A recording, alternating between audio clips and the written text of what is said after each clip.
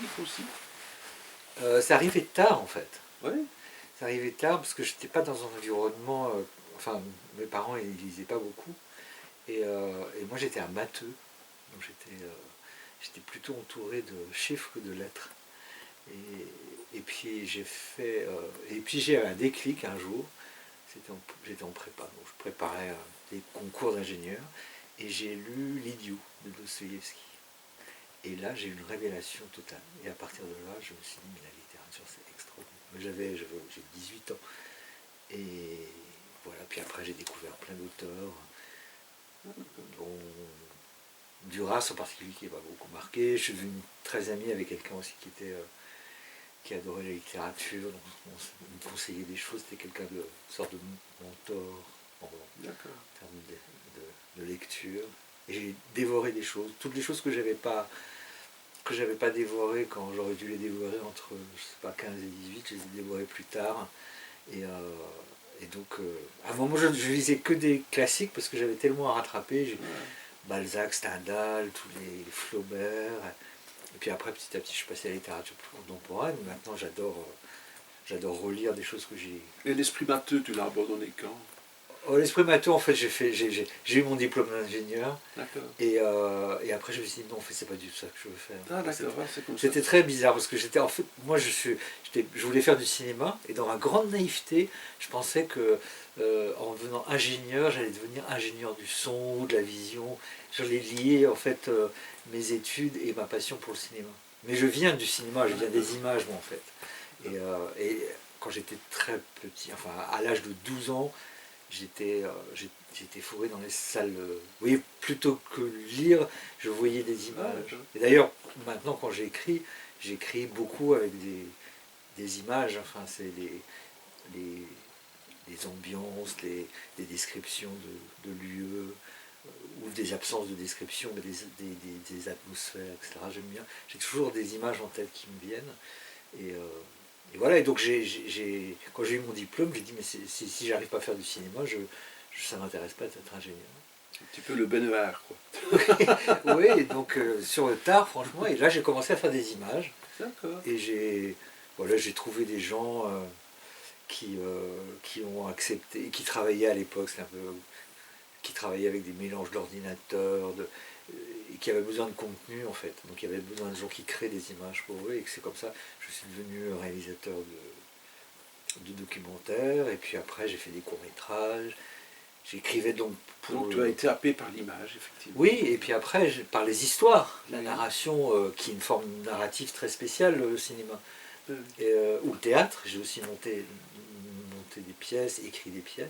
Et je suis arrivé très tard à l'écriture romanesque, comme si c'était le Graal en fait, après avoir écrit pour le cinéma. Et il n'y a pas longtemps, je dis, c'est parce que les maths, c'est passionnant, parce que je rencontre beaucoup de matheux qui sont écrivains. Bon, je prends le cas de Phil Smans, dont on a parlé,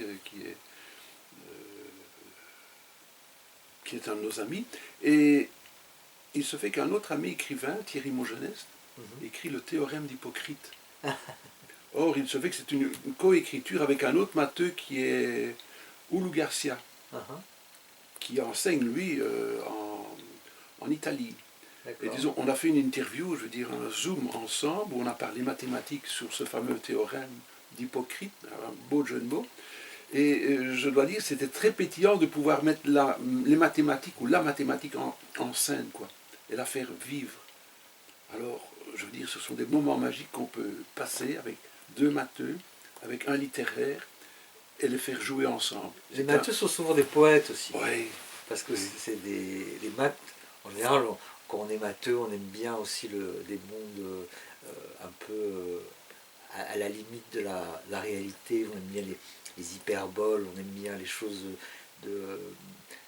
mystérieuses et un petit peu symboliques. Surtout plus on fait de maths, plus ça devient. À une époque, j'ai fait de la mécanique quantique, par exemple, beaucoup de maths. Et c'est vrai que c'est des mondes où on réinvente. C'est plus petit, mais ça s'ouvre. Oui, on réinvente des choses, on réinvente des. Moi, ce qui me passionnait, c'est par exemple de me dire, il y a des géométries, par exemple une géométrie qui s'appelle le Lobachevsky, où toutes les droites parallèles se coupent en un certain, donc ça révolutionne complètement l'idée de, donc ça, qu'est-ce que ça crée comme monde, et donc on peut parler de dystopie si on veut, mais c'est vrai que ça, un changement mineur dans quelque chose qui est de l'ordre de l'établi en mathématiques fait que tout d'un coup on est dans quelque chose de différent. Donc, puis même quand on écrit, je trouve on a des choses à résoudre. Tout à fait. On a des choses narratives, mais et ça, je ne dis pas que c'est un problème, mais le romancier est toujours en train de se demander, mais ça, est-ce que c'est logique, enfin voilà, parce que le lecteur il est très attentif aussi à des choses qu'on voit, donc il faut à la fois le surprendre et en même temps il ne faut pas le blesser dans une espèce de chemin intellectuel. Donc il y a une organisation en tout cas qui est importante à respecter. Ah, c'est bien, donc j'aime bien de voir ce cheminement et de voir que l'image, je vais dire, t'a enveloppé. Oui, c'est l'image au départ. Oui. Voilà. Ouais. J'étais très. Et je voyais des choses très compliquées à mon âge. Enfin, c'était une époque aussi où le cinéma était extrêmement divers, très. Il y avait des grandes figures comme Bergman, il y avait tous les soviétiques, il y avait tous les Italiens évidemment. Et c'était du cinéma de réflexion, c'était même désir, où il y avait une puissance intellectuelle incroyable dans ce cinéma. Et moi je me suis nourri de ça. Et le passage à la littérature est presque on voit le Maître et Marguerite par exemple, dont j'avais vu le film, je me rappelle, avec un Cuny qui jouait le diable. Bah, il y a une sorte de. Enfin, on est aussi dans la littérature, enfin, d'abord c'est un livre au départ. Et moi c'est ce genre de film que je voyais. Mais les images m'ont, oui, c'est ça, m'ont happé au départ. C'est un petit peu, bon, j'ai cité déjà le nom de Dominique Bennelard, je ne sais pas si tu... Non. Voilà, qui est un agent... Ah, Besnier, pardon. Oui, oui, Besnier, oui, Besnier, bien sûr. Oui. Moi je dis Bennelard. Oui, pardon. Mais voilà aussi un gars qui a été happé par l'image. Ah, ben oui, quand il découvre ça, et puis quand il voit que ce n'est pas simplement sur les affiches qu'on voit les gens, mais dans la boutique des parents, il se dit, mais ce sont des êtres comme nous. Oui. Et puis, moi, c'est ça qui m'a captivé dans son parcours, c'est quand il ose les approcher, et puis il s'est dit, j'ai déjà vu un tel, j'ai déjà vu un tel, et il devient agent de ces gens-là par après. Brillant agent. Voilà, brillant agent. Bon, j'ai eu l'occasion du cinéma. Oui, j'ai eu l'occasion de le rencontrer aussi, on en a discuté, mais je veux dire, ça ce sont des parcours pour moi impressionnants. Des gens qui peuvent, je veux dire, faire un métier d'une passion qu'ils découvrent. Bien sûr. Ouais, c'est ce qu'il y a de plus beau. Ah oui. Moi j'ai une petite fille, et ce que je l'enseigne, c'est. Enfin, surtout pas parce qu'on est parents, on rêve de telle ou telle chose. Et je crois que maintenant, en plus maintenant dans cette société un peu compliquée, c'est la passion des choses est vraiment primordiale pour arriver. Quelle que soit la passion d'ailleurs en plus. Mais je vois des jeunes gens, des jeunes filles, des jeunes femmes qui de plus en plus disent bah voilà, je veux faire ça, je veux faire aller dans ce sens-là. Et c'est des choix qu'on des fois on n'a pas pu faire. Oui, tout à fait. Des gens plus âgés. Moi je sais que j'étais bon en maths, donc j'y allais, mais j'ai pas réfléchi plus que ça à ce que ça signifiait et au poids que ça. Maintenant on réfléchit plus. Mais la passion, hein, c'est merveilleux de passionner. On ne se connaissait pas il y a quelques mois d'ici. Non. Donc tes premiers écrits, je les ai zappés. Ouais. Mais donc j'ai découvert l'écriture qui, je veux dire, dès le départ, je comprends mieux maintenant l'écriture. Je comprends mieux un petit peu l'atmosphère de l'écriture, je comprends mieux un peu ta réflexion dans l'écriture. Mais tu voyages dans ce récit dès le départ dans un jardin secret. Oui. Tu voyages dans un jardin secret et je me posais la question notamment en réfléchissant à ce que j'allais pouvoir te demander. Qu'est-ce qu'un jardin secret ? C'est un espace qu'on construit, qui est en soi, et qui est en soi depuis la naissance, je pense, qui se construit probablement année après année, qui est faite de saisons sèches, de saisons arides, de saisons et de pluies bienfaisantes, mais ça pousse, et des fois on veut bien l'organiser, des fois on aime bien que ce soit le... Mais c'est quelque chose C'est quelque chose d'intime. C'est quelque chose d'intime et qu'on a du mal peut-être à partager. Enfin, surtout moi je suis pas un grand, oui, j'écris mais je suis pas quelqu'un qui va parler beaucoup. Je suis pas quelqu'un qui dans la. Pas d'exubérance, de la réserve. Non, oui j'aime bien et puis j'aime bien les histoires secrètes des gens. Ça me fascine parce que je trouve que les gens, le jardin secret des gens, c'est-à-dire dont on n'a pas souvent la clé. Et c'est important aussi de garder secret. On dit toujours, par exemple, même quand on est en couple, il est important de ne pas tout dire, de garder des choses pour soi. Pas de mentir, mais d'omettre des choses. Parce qu'il y a des choses des choses qu'on ne comprend pas, mais nous-mêmes, mais que d'autres comprendraient encore moins. Donc voilà, c'est des. Et puis on a tous aussi des. Comment on appelle ça, des habitudes, des idiosyncrasies, comme on dit, j'adore ce mot, où on se reconnaît soi, mais les autres ne nous reconnaisseraient pas nécessairement. Donc ça fait partie de ces choses-là. Et puis toute la construction psychique aussi. Enfin voilà, on est des êtres de contradiction. C'est Baudelaire qui disait on devrait rajouter à la Constitution le droit de se contredire. Voilà, on est fait de plein de choses qui sont pas forcément compréhensibles par les autres. Donc oui, c'est ça, cet espace qui nous appartient, qui est un peu fou, qui est plein de rêves. Qui nous appartient. Oui. Alors tu as deux jeunes, ils ont une dizaine d'années de différence. Oui. Un est français, Oui. l'autre est un officier américain. Ils vont brouter dans le même jardin. Oui. Oui, on peut le voir comme ça. Ils vont être dans une intimité incroyable, oui. Oui. Dans une intimité de la passion, à ne plus pouvoir se détacher l'un de l'autre. Il faut qu'ils se touchent, il faut qu'il y ait des contacts, il faut que le désir est toujours là, la passion, la folie aussi, parce que ça se passe. Leur rencontre se passe à un moment très particulier de l'histoire de France, et le lendemain de la libération de Paris, où c'était à la fois plein de joie, mais aussi plein d'idées de vengeance. On rasait les femmes qui avaient couché avec les Allemands, on tuait des gens dans la rue parce qu'ils refusaient de se rendre. Les avions allemands continuaient à bombarder la ville alors qu'ils étaient supposés être. Donc c'était un climat de violence incroyable, mentale et physique. Et là-dedans, il y a l'effervescence d'une passion comme ça qui est incroyable. Je me suis imaginé ça justement, on parlait d'image, je me suis dit,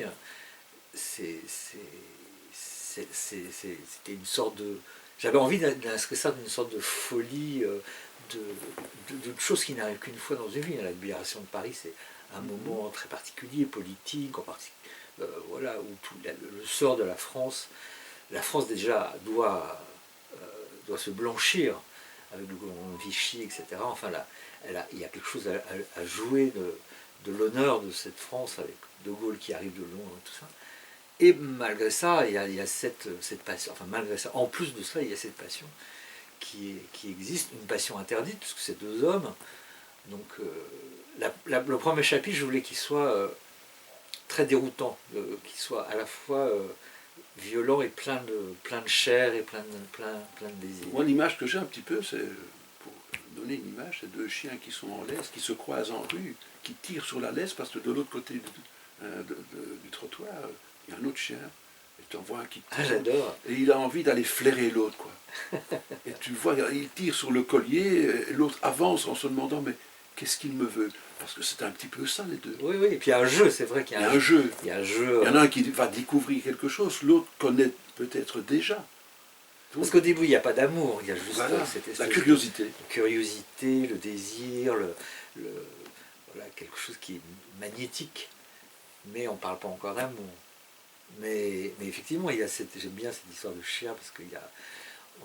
Parce que je dis, le chien, il tire sur la laisse. Oui, oui. L'interdit reste au pied. Et il tire, il veut aller voir. L'autre, il est là, il se demande pourquoi il me regarde. Tu vois, on parlait d'image, mais voilà, c'est une image, moi, qui m'a traversé. Oui, ça pourrait donner. Comment aller sentir l'autre? Oui, mais est-ce que ça se fait? Reste ici. Et voilà un petit peu. Donc ils vont se découvrir. Un est un officier américain, Ouais. qui est un bel homme. Oui, un bel homme il a 30 ans, un peu moins. Il connaît la vie déjà. Oui, il connaît la vie. En plus, il a une vie privilégiée aux États-Unis. Son père vient, enfin, une longue lignée d'immigrés norvégiens, comme c'est le cas dans dans certaines parties des États-Unis. Et il a fait fortune. Et il a fait fortune dans la construction. Il a fait fortune aussi parce qu'il a épousé une femme qui était très riche. Et voilà. Et donc c'est un père de cette époque-là. C'est un père très rigide, un père comme comme beaucoup de pères américains qui demandent beaucoup à leurs enfants, qui ne sont pas en train de les choyer du tout.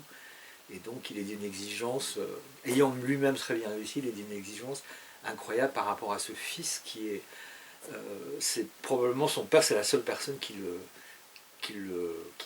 l'effraie, ou en tout cas qui l'impressionne. Sinon il est très à l'aise dans le monde, c'est une bête sociale, même dans ses amours il est extrêmement libre et il s'impose. Le père, la figure du père est très pesante. Où as-tu été chercher ce personnage du père? Ça tourne toujours autour du... Bon, j'ai vécu aux États-Unis, donc je me suis intéressé. J'avais une amie qui travaillait pour un musée, qui travaillait avec beaucoup de mécènes, etc. Donc on a beaucoup échangé sur la typologie en fait des gens extrêmement riches, donc à New York en particulier, qui sont aussi philanthropes. Et il y a beaucoup dans ces philanthropes Carnegie Mellon et des Rockefeller, etc., qui ont des histoires assez sordides en fait. Ils ont une activité par exemple industrielle qui peut être florissante, mais qui n'est pas nécessairement très humaine. Et ils se rattrapent aussi par la philanthropie. Donc ils se rachètent une image par la philanthropie. Et cet homme, c'est pas un assassin, mais il y a des gens, enfin, par exemple la Frick Collection, qui est un bâtiment à New York qui est très célèbre. Frick a été en procès pour avoir provoqué la mort de centaines de personnes, alors que voilà, maintenant il y a une fondation, enfin pas une fondation, mais un musée à son nom. Donc c'est des personnages qui sont extrêmement forts, qui sont pas au-dessus de la loi, mais qui sont arrivés par eux-mêmes et qui ont un caractère qui est parfois incompatible avec l'idée, par exemple, de paternité dans son cas. Il est capable de sacrifier ses enfants pour des raisons qui ne sont pas toujours très avouables. Donc, par exemple, là, parce que son fils est homosexuel, il va préférer que ce soit sa fille, ce qui à l'époque était une chose absolument... Donc c'est une double humiliation en fait pour Stanley, d'abord de se voir refuser ce qu'il aurait dû, parce que normalement les choses faisaient qu'il allait hériter enfin, de la direction de l'entreprise, et on lui préfère sa sœur, donc c'est un climat vraiment de... C'est une saga déjà en soi-même. Oui, bien sûr, c'est l'histoire de ces grandes familles américaines, et lui, il est là-dedans, et il comprend qu'il n'a pas sa place à l'intérieur de sa famille, et probablement qu'il va se constituer une autre famille. Et puis il y a cette histoire qu'il a avec ce jeune soldat qu'il a rencontré en France et qui continue. Normalement, ça aurait dû essuyer, enfin sa mémoire aurait dû effacer parce qu'il vit tellement de choses à New York. Mais non, ce moment est là. Il est toujours mis en situation de se rappeler ce qu'il a vécu avec. Enfin, c'est la magie de la passion profonde qui dure. Ça m'intéressait de voir comment on peut toute une vie sans se voir nourrir ce souvenir et être en situation de comparer aussi c'est-à-dire que c'est tellement flamboyant ce qu'ils ont vécu que il y a toujours une espèce de regret de ne pas continuer, mais en même temps... très courte période, évidemment. Ah oui, mais ils sont arrivés à ce qu'il dit, ils sont arrivés à quelque chose qui était tellement magnifique que vouloir déjà reproduire ça, c'est impossible et peut-être pas souhaitable. Et puis, on compare toujours après. Donc on est... voilà, la flamboyance... Donc là aussi, on ouvre un autre jardin secret. Bien sûr. Qui est cette... il arrose cet amour pendant tout le temps où il ne se voit pas, pendant des dizaines d'années, et Et ce souvenir, on parle aussi du jardin des souvenirs, on évoque ça surtout pour l'enfance, ces moments très privilégiés qu'on essaie toujours de retrouver, qu'on se souvient avec beaucoup de tendresse. Et là, c'est pas un souvenir d'enfance, puisqu'il a 30 ans quand il les vit, mais c'est un souvenir de jeunesse très, très puissant. Et puis après, les choses sont très dures, il vit aussi dans un monde qui est de moins en moins facile, parce qu'en fait, ce qui m'intéressait aussi, c'était de montrer, par exemple, que la vie des homosexuels à New York était certainement plus facile avant la guerre, dans les années 10, dans les années 20, les années 30, que, c'est pas moi qui l'ai inventé, en plus j'ai beaucoup travaillé là-dessus, il y a un historien américain qui s'appelle Joe Chancey qui a travaillé sur justement dans le temps, la manière dont la vie homosexuelle a pu s'organiser, par exemple, et les années 50 et 60 ont été mortelles pour beaucoup de gens, pour les Africains-Américains, pour les femmes. C'est là où, d'ailleurs, à la sortie de ces années-là, on a commencé à avoir les premiers mouvements avec Martin Luther King, le mouvement féministe et les mouvements gays. C'est pour sortir de ces années d'épreuve totale. Donc, il arrive là, après la guerre, dans un monde difficile, où même lui, qui est assez libre et qui peut faire des choses, qui peut oser des choses, parce que sa réputation est moins est moins mise à mal que d'autres gens, parce qu'à l'époque on était interné, on était arrêté, on était dénoncé, on perdait son boulot. Dans les années 50, il y a eu une grande propagande anti-communiste et anti-homosexuelle, où les gays dans l'administration étaient pointés du doigt, renvoyés, etc. Enfin, il y a une sorte de chasse aux sorcières par McCarthy qui visait beaucoup de gens, les communistes, mais aussi les homosexuels. Donc c'était des années très difficiles à vivre. Et voilà, donc lui, malgré sa position sociale et son état d'esprit, il souffre quand même. Et donc il y a ce souvenir qu'il a de ce qu'il a vécu. Et l'autre petit Français. Et l'autre petit Français. Qui, lui, malgré tout, je veux dire, a aussi son propre cocon. Ouais. Mais il aura, je vais dire, d'autres frissons. Lui, il est dans le frisson de l'interdit. Voilà. Et d'abord, il doit se reconstituer lui-même, parce que c'est ça aussi que je voulais, que je trouvais intéressant, c'était... De mettre en balance par rapport à l'autre. Oui, c'est cette idée de faute permanente. Je me souviens j'ai beaucoup lu de ce que Didier Ribon a écrit, a travaillé sur la question de l'identité gay, et certains écrits m'ont aidé à construire mais Paul, il est traversé par l'idée qu'il a une faute, qu'il est coupable de quelque chose. Et donc il est perpétuellement dans l'idée que les choses... d'abord qu'il fait des choses mal, et il n'est jamais en paix avec ça l'écrase, quoi. Ça l'écrase. Donc il se marie, il a des enfants. Il se marie avec une femme admirable d'ailleurs, qu'il aime beaucoup, mais qui n'est en aucun cas un amour, comme il a... Déjà, même s'il avait été... l'amour qu'il a vécu avec Stanley, de toute façon, minimise nécessairement le... Mais il n'est pas amoureux, il est juste... ça l'arrange aussi, parce que c'est une femme libre, et elle peut faire des choses qu'elle n'aurait peut-être pas faites avec un autre homme, donc il y a une sorte d'arrangement comme ça. Elle n'est pas au courant qu'il est gay, mais elle va le découvrir à un moment. Ils vont s'arranger de ça. Donc ils sont dans des arrangements, aussi c'est leur... Pour le coup, on parlait de jardin secret, ils ont un jardin secret où chacun sait des choses de l'autre sans vouloir vraiment...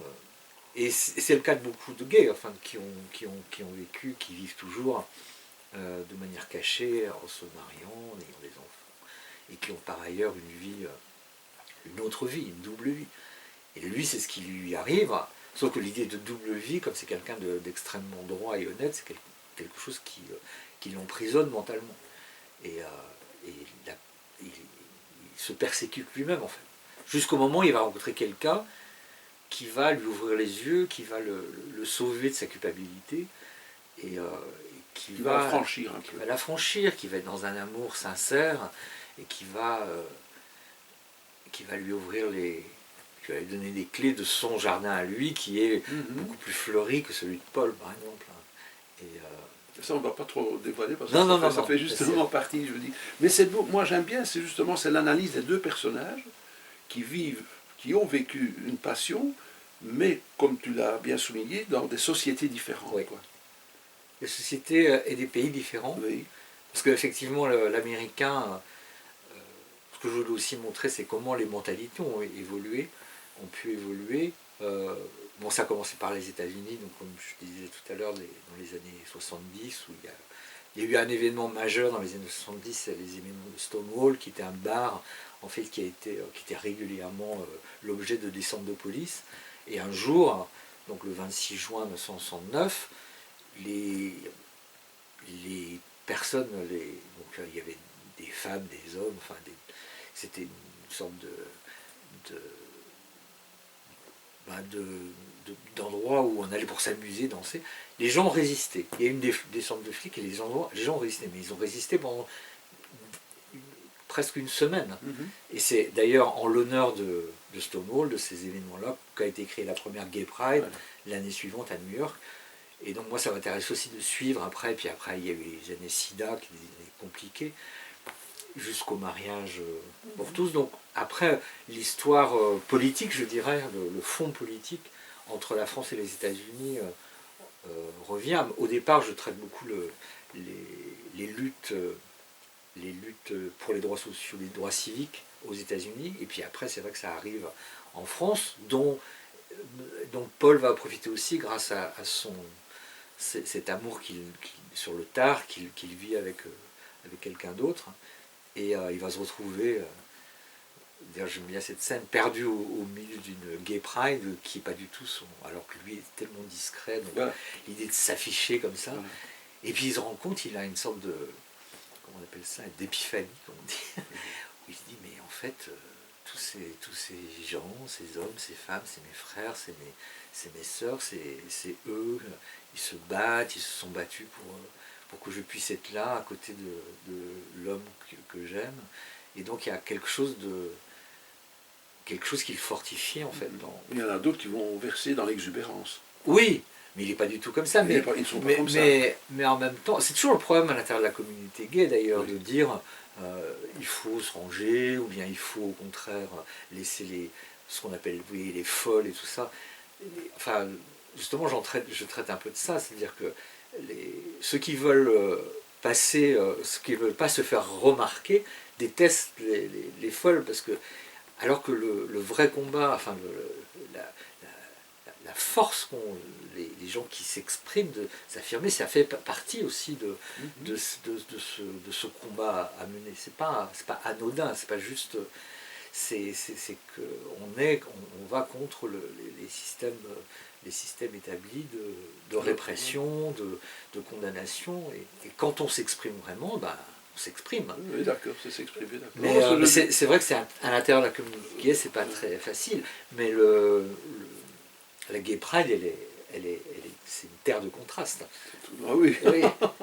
Oui, parce que quitter le jardin secret, où il y a, je veux dire, les bons moments de la confidence, on est dans quelque chose d'interdit, ça a son charme aussi. Oui. Parce qu'encore une fois, on vit quelque chose que les autres ne vivent pas.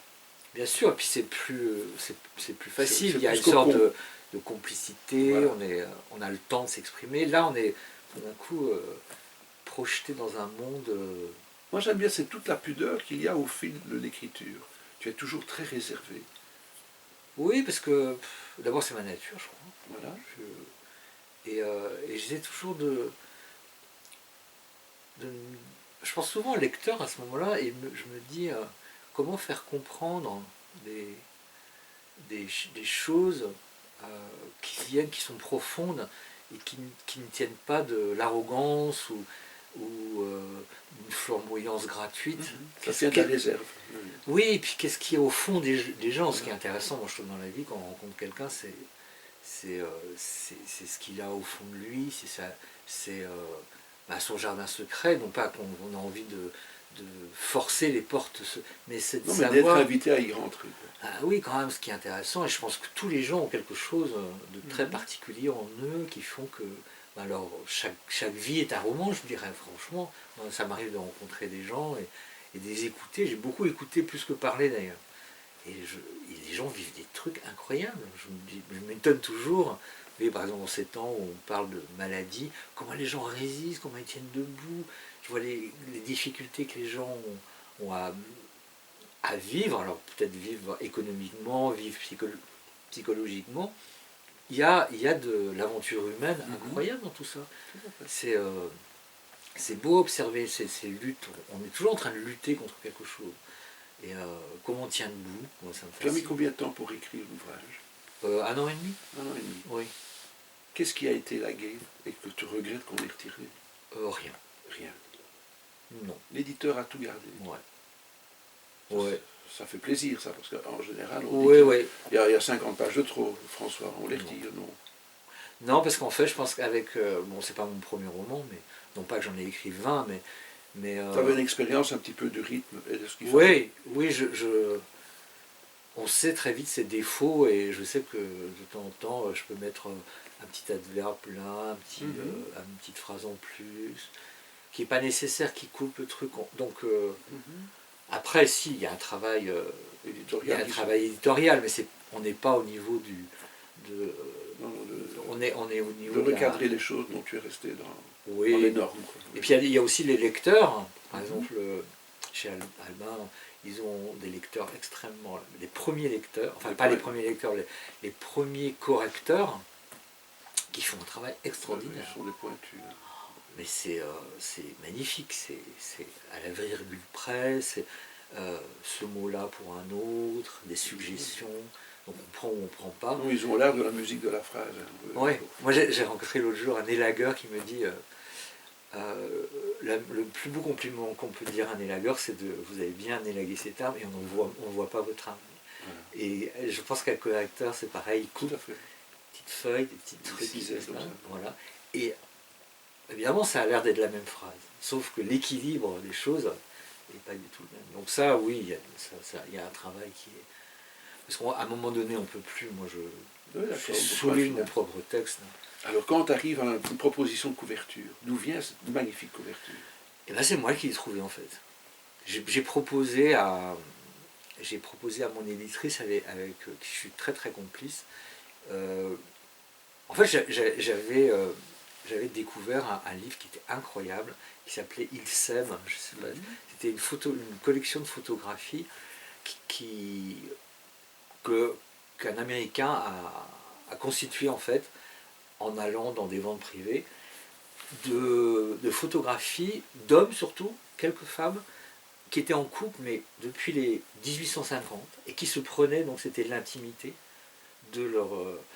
Mais c'était pas des gens de la haute société, c'était des paysans, c'était des ouvriers, c'était des marins, et c'est incroyable ce livre. Et il y avait en particulier un photobâton de 2 soldats, 2 militaires, qui avaient à peu près 20 ans. Et je me suis dit, mais ça c'est magnifique, ça va être une... Ça t'a inspiré ça? Oui, ça m'a inspiré. D'abord, après j'ai fait des films autour de ça pour faire la promotion du livre, et je me suis dit c'est dingue si j'avais à donner une photo de mes personnages, ça serait ça. Vous voyez encore l'image.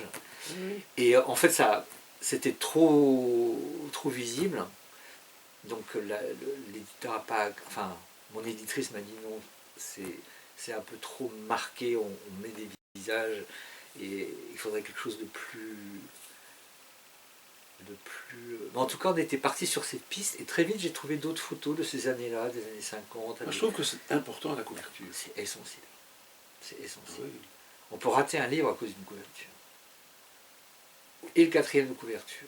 Pourtant, je pense que c'est chez Albin aussi, quand ils ont fait un bouquin avec Van Collaert. Oui.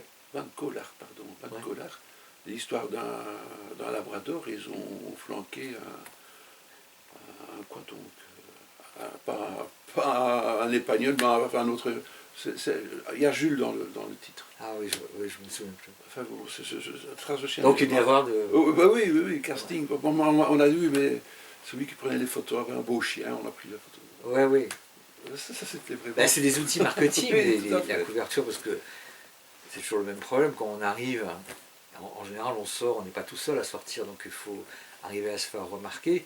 Donc la couverture est un des éléments qui, mais en même temps, ne doit pas trahir non plus, parce que, enfin, il doit être fidèle à ce roman, il doit avoir un lien organique presque entre ce qu'il y a à l'intérieur du bouquin. En tout cas, moi, chez Albin, ils sont très attentifs à sortir à travailler sur la couverture. Il y a tout un service. Et ça marche, des fois ça marche pas, mais en tout cas, évidemment, l'image de présentation. Alors, je vais taquiner la personne qu'on va aller voir bientôt. Et un jour, tu as un petit Belge qui te téléphone. Tu as le prix Filigrane.